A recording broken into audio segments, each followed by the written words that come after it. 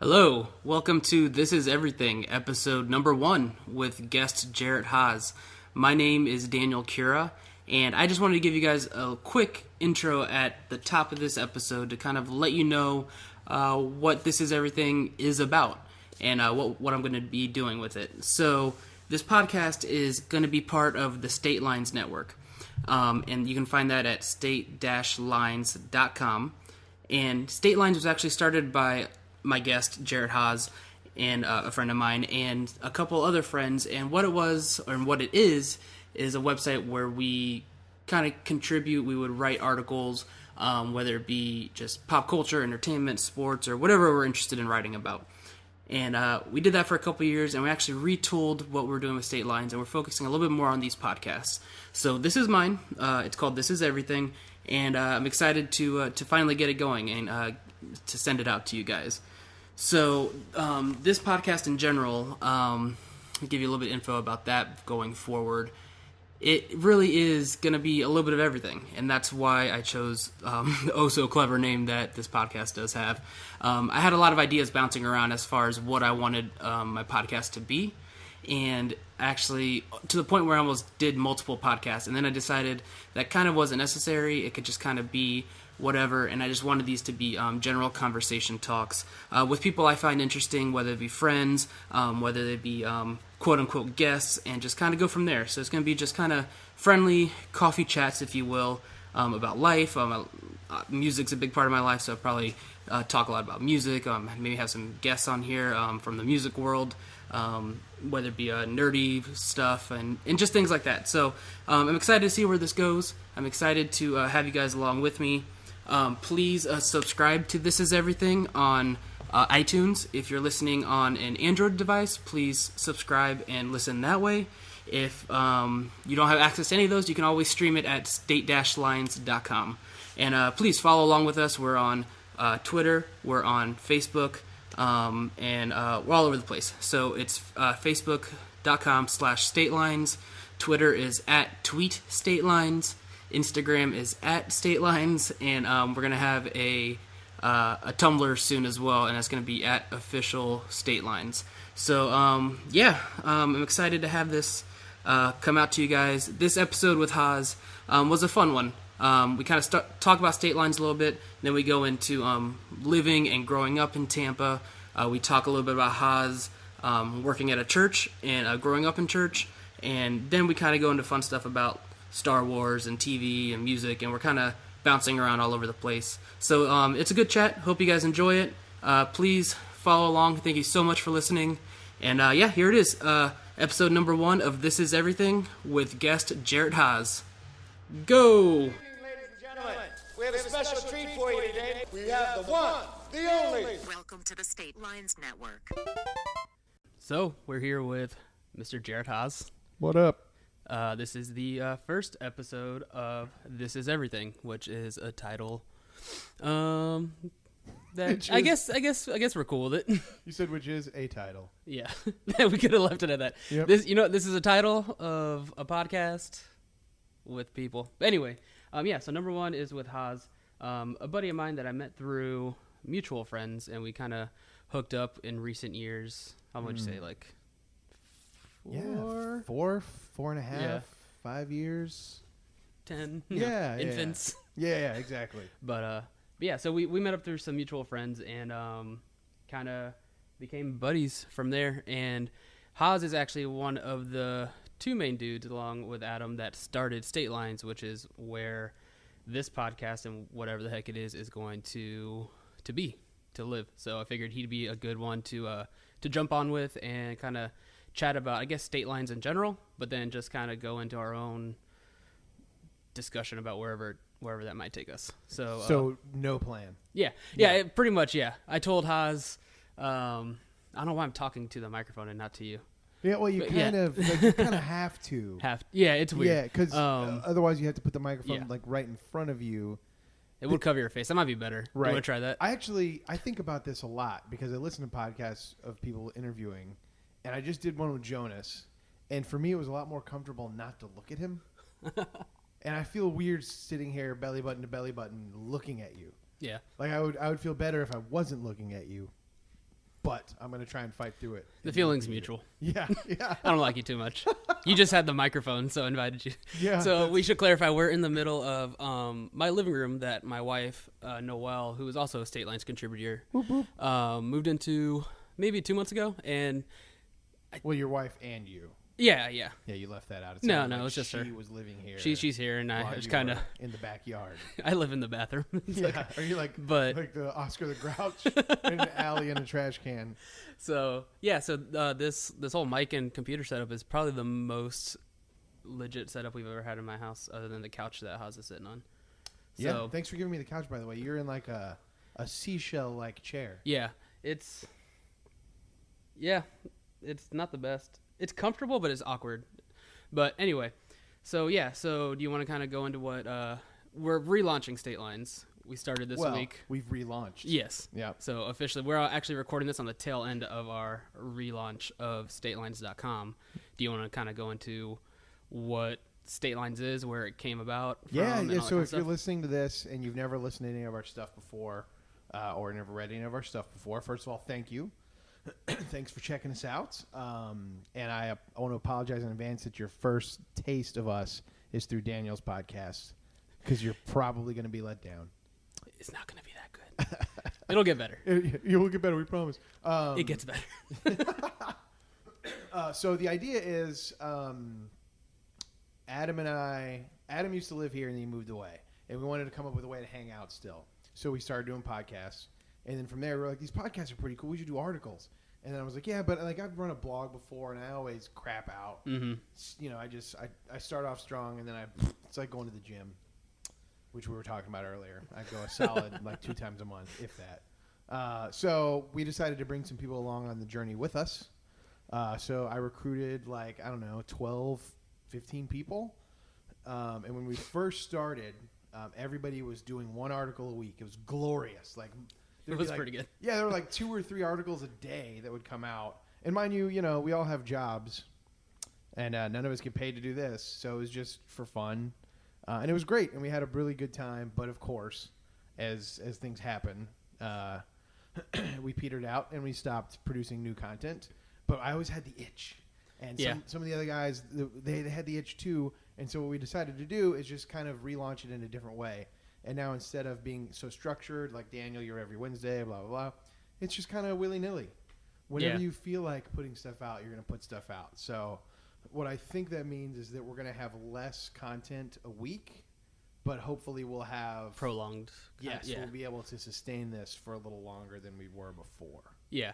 I enjoyed really the writing aspect of it, but yeah, I think my schedule was like every Friday when I was writing, and Right. they were fun articles, but also it was to the point where me personally, when I'm writing, I'm just if I'm not feeling it, and there are some times where I'm like, I gotta think of something. Yeah. So I just watch random TV and be like, I guess I could write about this show. Yeah. That I kind of watched. But yeah, I think this will be cool. That you watched while surfing on your phone. Yeah. Dude, so Arrested Development is like my favorite show. But I realized if it came out today, I probably wouldn't like it as much because I'm never not on my phone, like, while I'm watching things. Yeah. Like, if I'm in the movie theater, then, if somebody texts me, I might take my phone out to return a text. But other than that, I don't touch my phone. But if I'm at home and I'm watching something that I love, I'm still like, oh, I want to Wikipedia this and see, how production went. I'll start movies and then just within, like, I have to fight myself to just like stay in the movie and then do this after. But sometimes 10 minutes in, that's just in the background and I'm on the IMDb page of that movie. Yes. Like, oh, so this scene involved, and the scene's happening on my screen. Oh, but yeah. Look at that. Chuck Smith was the first grip. Yeah. He's my favorite first grip. Chuck, classic Chuck. Actually brought that up to Noelle the other day. We were watching, I think because we started marathoning a little bit of Marvel Phase 2 before the new Avengers comes out. Yeah. I think we were watching Thor, and I still haven't seen the second Thor. that's the one we were watching, the second one. And then just something happened where Noelle just did the classic, what happened? And I was like, they just said it. Yeah. Like, as soon as you said what happened. And she said something like, every time I look on the screen, that guy's up there. I'm like, he's only been there 3 times, but every time you look up, it's that guy. You've looked at the screen 3 times. But yeah, so I have the same kind of struggle. Yeah, I like Arrested Development in particular. You know, it's very layered, lots of jokes on top of jokes. I wouldn't have liked it nearly as much. I would have not gotten half the jokes, all because, you know, I'm addicted to technology. Yeah. Well, there's actually, depending on the shows, I feel like those shows and like maybe the, not by anything, but the quote unquote like smarter shows now where like you have to be really invested where they're just long movies. I've gotten away from that, but the overall kind of like sitcom-y shows, they're made to be able to just listen to in the background. That's and crazy. You can go along with it because the demographic is like you're getting home from work and you're either cooking or dealing with kids or whatever, so you can have it on and kind of follow the story, but you don't have to actually like sit there and watch it. So it's almost like a radio show. Yeah, on TV. Yeah, it's weird, but our generation is so screwed up. It's just going to get worse. Yeah. We're going to get more and more plugged in. Yeah, I mean, that'd be an interesting experiment. Like, I think we might be in the works of doing like kind of a radio show podcast thing. Yeah, yep. But that'd be an interesting thing of just using an actual show that is a show, and then nobody in their right mind would ever do this, but just transmit it with like a black screen and only audio, and just see if it's the same result. Like if people get the same takeaway from it. It should at least be like a picture of a hot chick. So like if you looked up, depending on your channel, right. If you're on like Spike TV, Spike Network. Or if it's Bravo, you know, it's a suave dude in a tux. So if you happen to nothing look but up, chain smoking, right? It's just a Camel ad. Yep. Yeah. Oh, nice. But yeah. So yeah, I've tried. Like I said, we just moved in here, so we're still without cable. So Tell I'm me trying about to get like on. how'd you find the place? Luck. Yeah. We did a lot of searching, actually, in your neighborhood. We talked about that a little bit. Whoop, whoop. Noel and I actually live in North Hyde Park, Tampa, which is a pretty cool neighborhood. I like it a lot. But we did a lot of searching. We looked in a lot of little suburban neighborhoods. We initially started looking for apartments just because we were both coming out of apartments and it was our natural go-to. You go to apartments. Yeah, but we're pricing around, and I'm like, we don't want to pay $1,000 a month and be on top of each other the entire time. So we actually found this house very luckily after looking at quite a few, and it's good. It's a 2-bedroom, big yard, huge Lots of kitchen. windows, Yeah, huge kitchen we'll never fully use. Yep. And about the same price per month. So yeah, and I gotta say, I usually hate it whenever people enclose the front porch, because I'm always like, well, you know, the front porch, you know, you can sit on it, but your front porch enclosure, very well done. It looks like an A-frame almost, and it's got the tons of windows, lots of bright light. It could have been a lot worse. So that's a positive report. Yeah. That's when we leave, that's going to be our review. It could have been worse. I said a lot worse. Yeah. But actually, the first month. So we moved in a month before we got married, and then we got married, and then we went on our honeymoon. And Noel's sister was staying here, taking care of our dog and just watching the place. And the first night we were gone, all of our ceiling lights and ceiling fans stopped working. And that was a pain. But it also took over a month for them to fix it because this house is built in, I think, 1917. And all the wiring up there in the attic was just like, literally the guy went up there and said he touched it. It just fell apart. So he's like, it's probably not safe. So we're going to try to get out here as fast as we could. But it took a month. But wow. But yeah, it could have been a lot worse. It could have been a lot worse. Yep. I think we should tag this podcast with, it could have been worse. Yeah. This is everything. Episode 1. It could have been a lot worse. Could have been a lot worse. But yeah, so I'm excited to do this. I guess we should mention too, for state lines in general, this obviously is not it. We're going to have more podcasts. Yeah, we've got Adam and I have one that's already done, and it's just waiting to come out.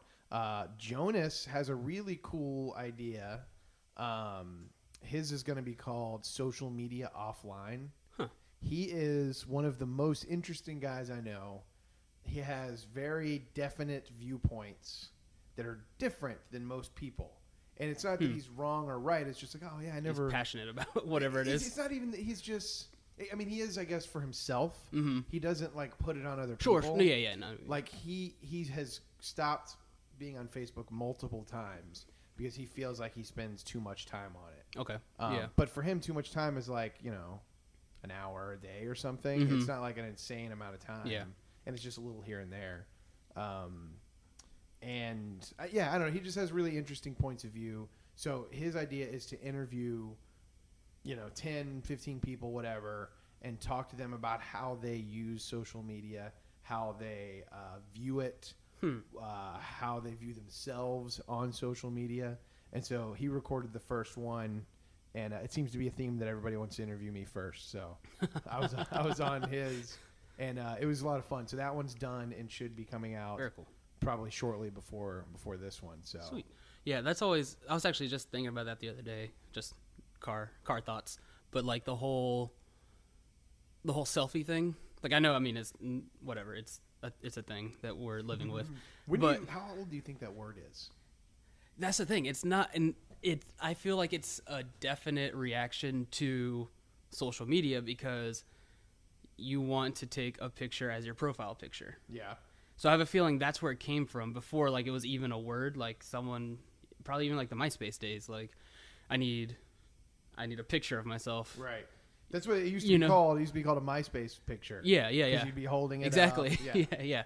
So, yeah, it's weird how just something so ingrained that you see just people walking into like street lights over is just so new. Dude, so I Googled selfie and went to Wikipedia. And a MySpace picture. Yeah, but how do you be the selfie girl on Wikipedia? She probably put it herself. I mean, she was the first one to... A typical selfie shot from high angle, exaggerating the size of the eyes and giving the impression of a slender, pointed chin. A selfie is a self-portrait photograph, typically taken with a handheld digital camera or phone, often shared on social networking. They're usually flattering and made to appear casual. I like the ones where they don't look at the camera, where they're like looking over this way. And we've all had. I mean, I know I've had some of course. those. Everyone's done that. Of course. As if weird. you didn't take it. Yeah. All right, history. Let's see. The earliest known photographic self-portrait, 1839. Robert Cornelius, the first ever selfie. What a douche. Right? You ruined it. Now, come on, when did selfie? 2014. The Groofy. Groofy? So like a group of people in the selfie. They had to put an F in there? Yeah. I guess it would be groupie. Yeah. And that already hasn't. Yeah. And that's the weird. F for photography is for groofy. So it's an F or a PH? It is an F, but it should be a PH. Yeah, and that's the thing too. Like I was also thinking the other day, like I'm not, whatever, take your pictures, but me personally, I would not. I'm just too uncomfortable with myself in public to just be seen from the outside. You've seen people do it, yeah, and it looks so bizarre. Yeah, I was at a Lightning game, the second game of the playoffs actually last weekend, and we were on the fifth row. It was like a really cool spot, and I was with the guy who goes to church with me, and so we were going to take a picture of ourselves and like, oh hey, you know, relevant church representing. But I felt so self-conscious. I didn't want to like stand up and have him take a picture. Like I'm leaning in front of people, and he's like leaning behind people, trying to get me and the rink in. Yeah. And I was just like, no, I don't want to. Yeah, that's I don't know. I don't want to say insecurity. I mean, I'm not putting this on you. This is all on me. Yeah, but like it's insecurity. I don't like very often like select circumstances and depending who I'm around, but I don't like being kind of in the front of stuff. So if someone's taking a picture of me, like if I've gotten to the point where like, here, can you take my picture? So I just want to, I might Universal want to take a picture in front of a dragon. Yeah. But if you suck at taking that picture, I'm not going to ask you to do it again because I was already out of my comfort zone for 5 minutes while you fumbled with the iPhone camera. So yep. And it's like, I want the picture in front of the dragon. It's not that I don't want it. I don't want people to see me taking a picture. Yes. Yeah. I wish if everyone would go away for a minute. Can you make this look like I just walked in front of it and time it perfectly? Yep. Dude, listen to this. So, writer Kate Losse, Losse, proposes that between 2006 and 2009, when Facebook became more popular than MySpace, The MySpace pic, typically an amateurish, flash-blinded self-portrait, often taken in front of a bathroom mirror, became an indication of bad taste for users of the newer Facebook social network. Early Facebook portraits, Losi claims in contrast, were usually well-focused and more formal, taken by others from a distance. According to Losi, improvements in design, especially the addition of a front-facing camera to the iPhone 4, Instagram, blah, blah, blah, and selfie sites such as It Is Me, I didn't even know about that, led to the resurgence of selfies in the early 2010s. Huh. So 2010 is pretty much like when selfie... The word? Yeah. The term. There's also that terrible show on Fox that I think got canceled. Yeah, probably. Yeah, it's weird. I always feel... I was kind of weird about making this podcast called This Is Everything because it's kind of an internet term, but not really. But also, I was going to say like that. I mean, maybe I can't judge because I did the same thing. But a show called Selfie, I feel has a limited run. Even if it were a good show, it's going to have a course that it runs for not too long, I would think. Or even just like, at some point people will probably stop saying selfie. Yeah. And then the term selfie isn't cool anymore. Yeah. And so why would you want to watch a show called Selfie? Yeah. Yeah.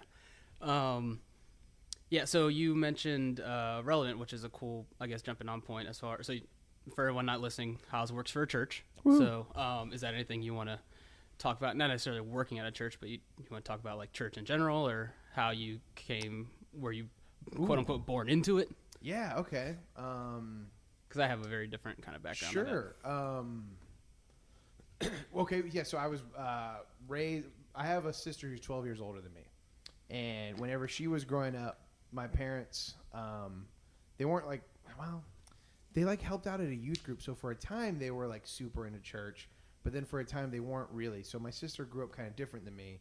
By the time I was born and 4, 5, 6, 7, we just went to church. We just always did. And a lot of people in that situation would resent it, but I don't. For some reason, I never did. You know what? Actually, I know exactly what it was. When I was in 7th grade and I was going to youth group, there was a very brief moment in time where I did resent it because I didn't really connect with the youth leader that was there. Okay. In the sense that I feel like they didn't like me. Okay. Which is understandable. I was a snot-nosed, 7th grader. Yeah. Annoying, too much energy. And they had people there that they really liked. And so me and my friends were just kind of over here. Yeah. We weren't, it wasn't for us. I'm going to be here, but I'm not going to be here. Yeah. Yeah. So they left, and we got a new youth leader, and he was a spaz and a super weirdo, but also really cared about me and my friends. Yeah. And so I locked in, and he was the coolest guy. I mean, not really, but to me he was. And I learned a lot from him. And so because of that, I kind of stepped in at a time when I could have stepped out. And so I was really involved in youth group. Actually, I was listening to Pete Holmes' podcast recently. If you guys want to listen to a really cool podcast, listen to State Lines. If you want to listen to another really cool podcast, listen to Pete Holmes. He's a comedian, definitely not like a Christian podcast. However, he has on Christian thinkers from time to time. And he had this guy on named Richard Rohr, who is a Catholic priest.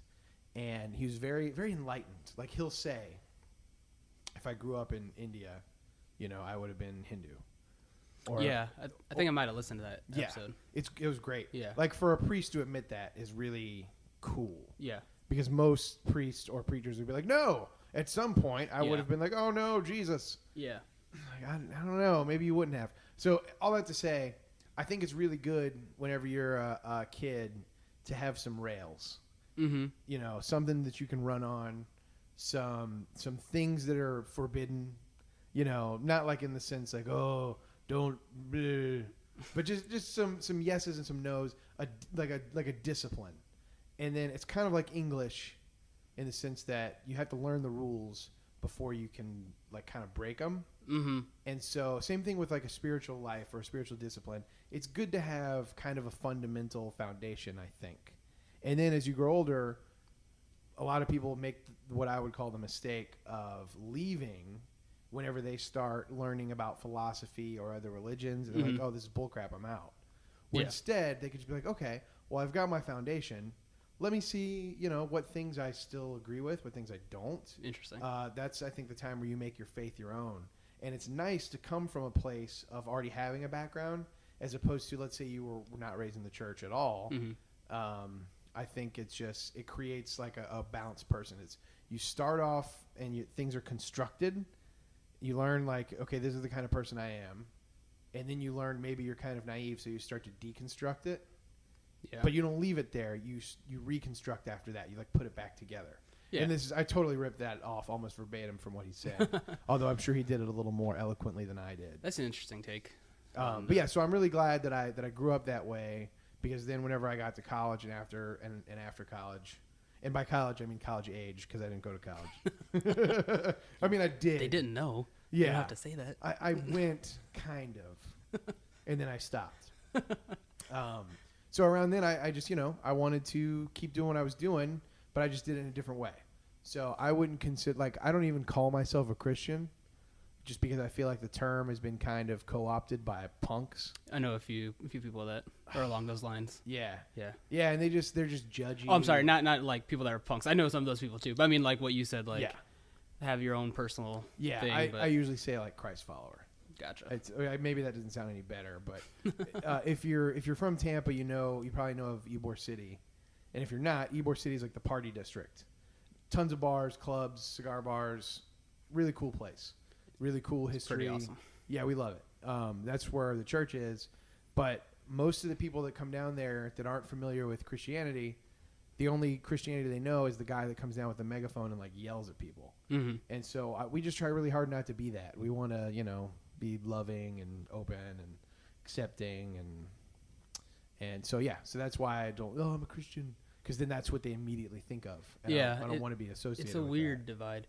Yeah, I'm just always interested in general, like what you said, like not necessarily putting your belief or whatever, or lack of belief or whatever it is on somebody, but I'm always interested in. It's always such a passionate topic that I told my wife Noelle the other day. I've noticed I always have, but I noticed what it was like the past month or two as far as music. Sometimes I'll be really drawn to music that is somebody talking or singing about either their faith or their struggle in faith or whatever it is, or very passionately about that. Or also on the other end of the spectrum, do enjoy listening to music with somebody who is kind of denouncing it and has had such a hard time and straight up saying, like what you said, like whatever. And I don't necessarily agree with either side of this argument, but music in general is such a passionate thing, and to be able, or to want to put that into some form of music to have other people listen to it means something. I'm always interested in people's takes on that kind of stuff. Yeah. And music is art, it's not necessarily like, some of it is just a story and it's like taken at face value. Sure. But not all of it. Like there could be a song where a guy is talking about how he hates God and is done with him, and he's not really. It's a feeling that he had in a moment. Yeah. And so he's putting that art out there, and for us, whenever we're in that moment, we can kind of appreciate it and be like, oh, I'm not alone. Other people have felt that way. Mm-hmm. And it's just like anything. Once you get it off your chest, you can okay, now I can go back to how things were. Sure. And I think that's a weird thing too. I guess in art in general and also music, but if you make this thing that is very definitive of how you think of a certain idea, that's going to be someone's perception of what you think for a long time. Unless you make another thing that says maybe, like it's almost where if you're not making art and doing that kind of thing, you're allowed to kind of change as a person and grow up. Everyone changes as a person. Yeah. But like if you say I make a record and I'm in this headspace for this 6 months that I wrote this record, then that's what's going to come out of that record. And then a year later you could have different life experiences where you're like, oh, well, okay, well, everyone thinks that I'm still this guy, and it's going to be hard to break that. And you kind of want to go the opposite direction and be like, no, I'm kidding. I'm taking everything back that I said. But you know what I mean? Like then you're kind of cheapening what you're doing. Yep. Oh, it's so weird. But yeah, so I guess going back to being an Ybor, I mean, because like I said, we met through mutual friends. We haven't really like had life talks. Did you grow up in Tampa? I don't know that Yeah, about man. you. So when I was a kid, I moved like 13 times. Oh, okay. And I literally always lived in Temple Terrace.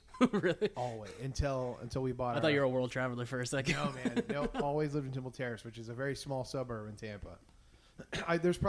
There's 2 neighborhoods at least that I lived in 2 separate times.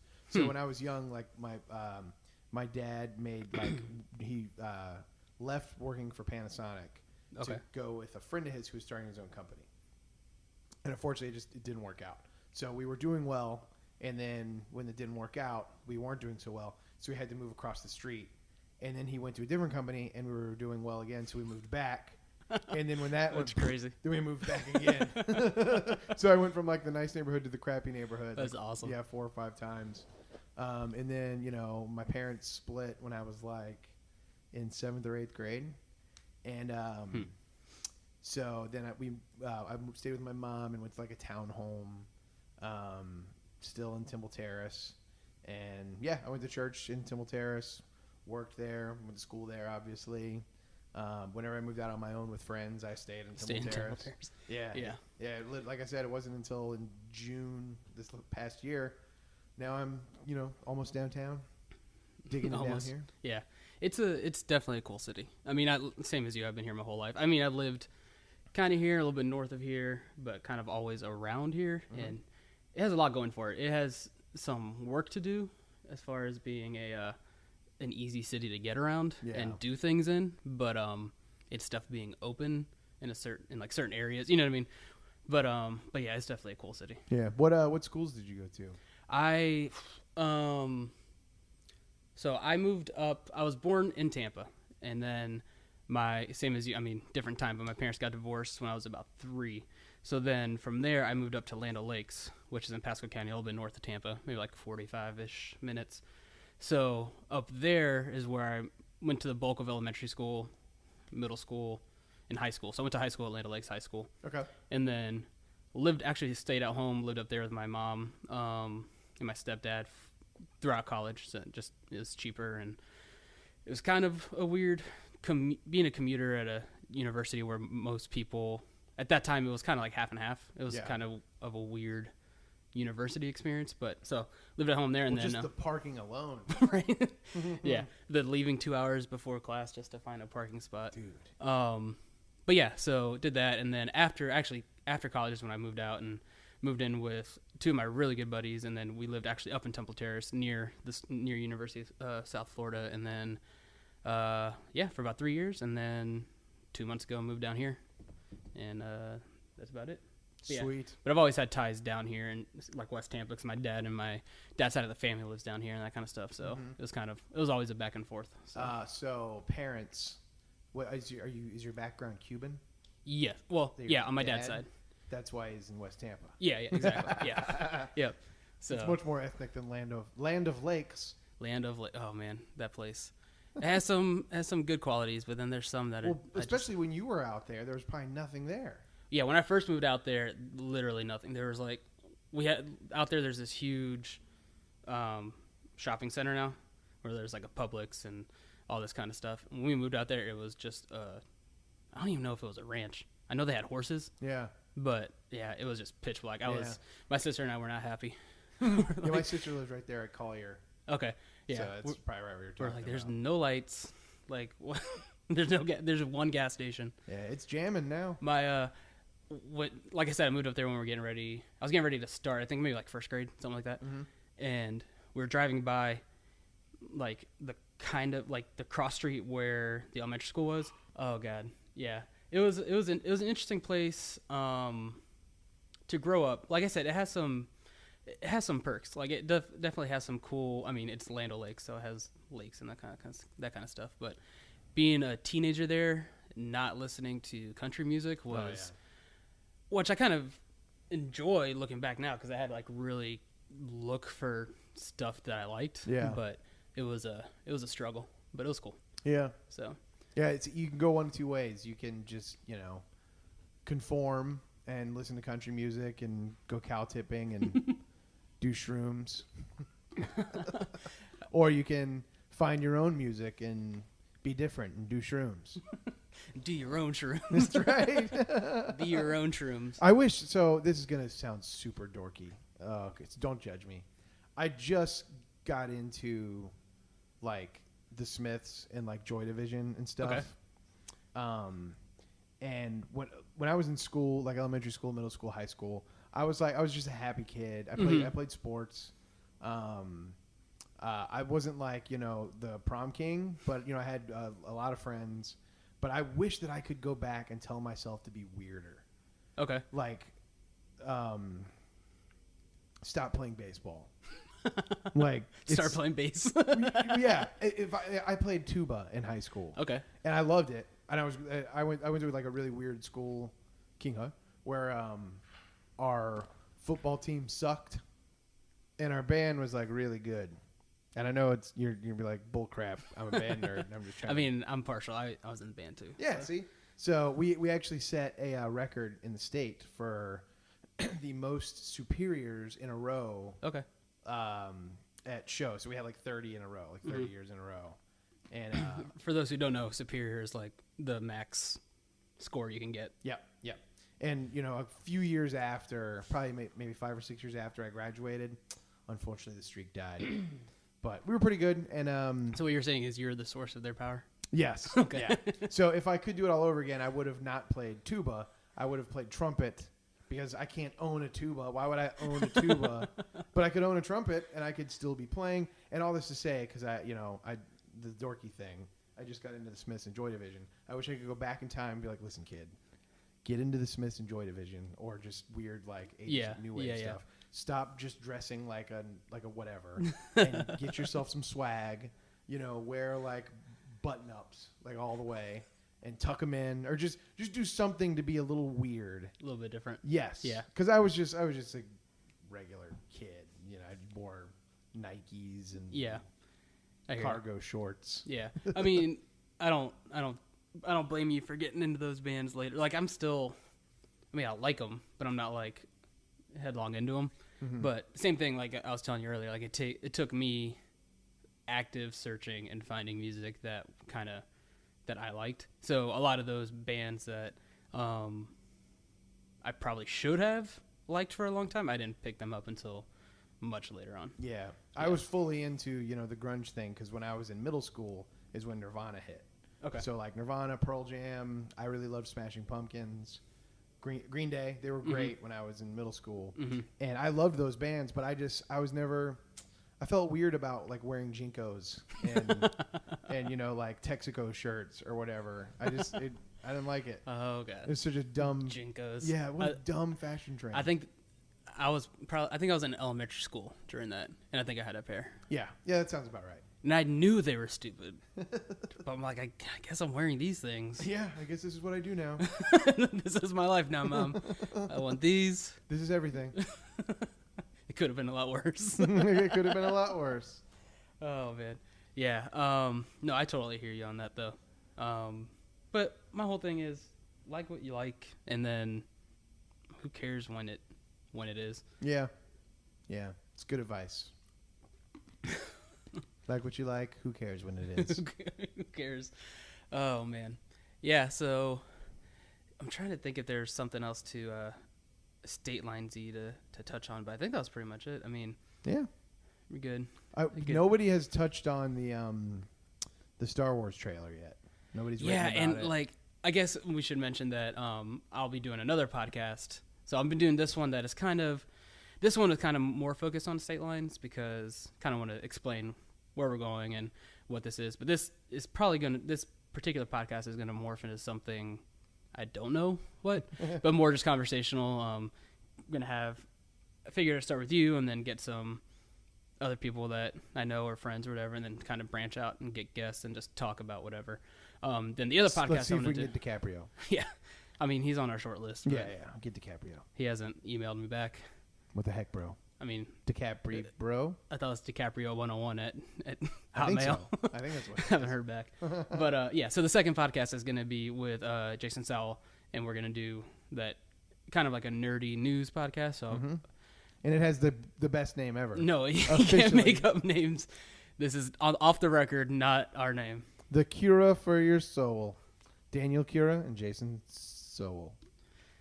It's not that good. The Cura for your soul. But yes, the Star Wars trailer. Holy crap. Yeah. Apparently, by the way, you're saying this as a fully built Lego Millennium Falcon sits behind you. I know what I'm about.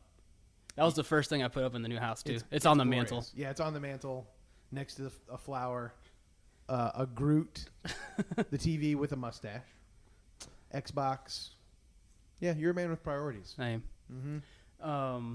Yeah, but apparently I heard that this could be totally a lie.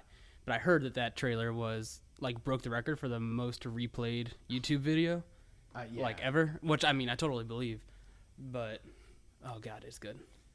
Dude, all it took was the opening oh yeah, shot. Yeah, seeing the destroyer. Yeah, the destroyer all jacked up, and I was like, oh my gosh. Did you see the trailer for Rebel 1 that leaked? No. That one's pretty killer too. It had the same kind of reveal, like panning and then seeing not the destroyer, but this one's the Death Star. Okay. It's pretty killer. It's a good time to be alive. Forgive my nerd cred. Is that one of the one-off movies they're doing, or is that? Yeah, I didn't know until I saw the trailer. Okay. So it leaked from the convention, but essentially they're gonna do. It's like Gareth Evans is doing it or something. I think so. Yeah. Yeah. So essentially they're gonna do the main movies with episode 7 coming out, but then they're gonna do, like you said, the standalone. So this one actually goes back and is between. I think it's between the prequels and the original trilogy. Okay. And it doesn't have this whole thing. It's like there's kind of like no Jedis. It's just getting the plans for the Death Star. Nice. So it's supposed to be pretty cool. I didn't know this. Well, I guess I did know it, but I didn't remember it. I wrote. Man, let's see when did this come out? June 23rd, 2013. On State Lines, I wrote an article called "Casting Star Wars." I guess that's about the time that they announced that they were gonna do some new ones. And so I wrote this little thing because there was no information. You didn't know who was who or what was what. So just for fun, young man, early 20s, not classically handsome. He is witty and smart, physically fit. I chose Dane DeHaan, who's awesome, but obviously he did not get picked. I think that must be the John Boyega role. Maybe. I don't know who else the young man would be. Not classically. That could be Adam Driver. What a backhanded compliment that is. We want a guy who could look good. Yeah. But maybe most that's people, Adam Driver. At first glance, people were like, man, that guy does not look good. Yeah. And then for man, I chose Ben Foster. But I did say he may be a bit too boyish. Young woman. Man boy. I chose Haley Steinfeld from True Grit. Okay. She was great in that. I haven't really seen her in much else. And I don't even know who they Daisy something. I don't even know her last name. Yep. Young woman number 2, Zoe Kravitz. She's cool. I don't know if there's a young woman number 2 role. I hope they have names at this point. Yep. Man 40-ish. I chose Walton Goggins. Oh man. From The Force is Strong with Man 40-ish. Yeah, what's the show? What's the show with him?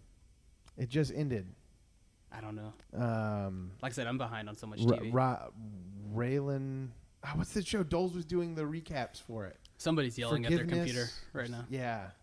That's if anybody's listening What's at this the point. show? Crap. Oh well. Man. If only you weren't holding a mini computer in your hand as you're reading this. I'm already looking at this. Man 30-ish, I chose some guy named Ben Whishaw. I don't even know who that is. At the time, I must have been. Oh, he was Q from the latest Bond flick. And for man 65 to 75, I chose Edward James Olmos. I'd see it. Yep. And then for man sexy, I chose Daniel Cura. Well, clearly. I guess, should we mention the fact that... Oh, you should mention it. That's why I said that. I gave you a perfect lead-in. That, so I sent in an audition tape for Star Wars. Yeah, you did. And I'd officially like to tell everybody that I didn't make the movie. At this point, it's safe to say. No. Yeah, because they did that open casting. I was like, I'm not going to get this, but I know Haas has a nice video camera, so I'll read these really bad lines and send in a headshot to Hollywood land. Yep. Who do you think you were going out for? Not classically handsome. I hope so much. Or that just means I'm classically handsome, and like, oh, that guy won't work. That's right. Yeah, you were too classically handsome. Yeah. They're like, he's too much of a. Thanks for letting me down, Easy Haas. Yeah. Well, I don't even remember his name anymore because he's not in pop culture right now. Too much of a Taylor Lautner-ish. I hate you. Don't worry, man. He's gone. He's gone. You're not gonna have anybody saying that to you anymore. Thank God. Yep. So, yeah, man. Hey, So it could be a lot worse. it could be a lot worse.